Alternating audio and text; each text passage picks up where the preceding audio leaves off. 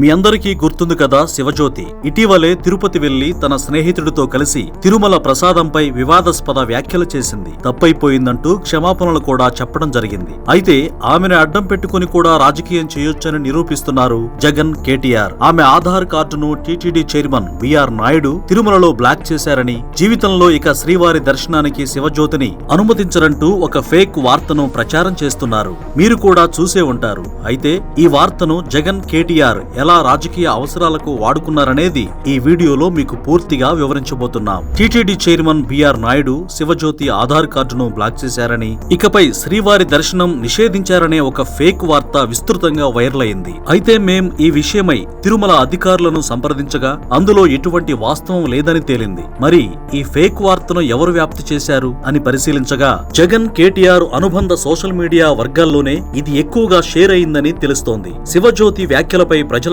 కోపం ఉన్నప్పటికీ ఆధార్ బ్లాక్ చేశారని వచ్చిన వార్త వల్ల ప్రజల నుంచి శివజ్యోతికి సానుభూతి వచ్చింది. ఆమె తెలంగాణకు చెందిన మహిళ కావడంతో దీన్ని తెలంగాణ ప్రజల ఆత్మగౌరవ అంశంగా మార్చింది బీఆర్ఎస్. ఇక్కడే మీరు జగన్, కేటీఆర్ రాజకీయాన్ని గమనించాలి. రేవంత్ రెడ్డి వచ్చిన తర్వాత తెలంగాణ ప్రజల ఆత్మగౌరవం దెబ్బతింటుందన్నట్లుగా, కేసీఆర్ ఉంటే కార్డు బ్లాక్ చేసేంత ధైర్యం చేస్తారా అన్నట్లుగా ప్రజల్లోకి వార్తను తీసుకువెళ్తున్నారు. మరోపక్క టీటీడీ చైర్మన్ గా బిఆర్ నాయుడు జగన్ హయాంలో తిరుమలలో జరిగిన అవినీతిని మొత్తం తవ్వి తీస్తూ కేసులు నమోదు చేస్తున్నారు.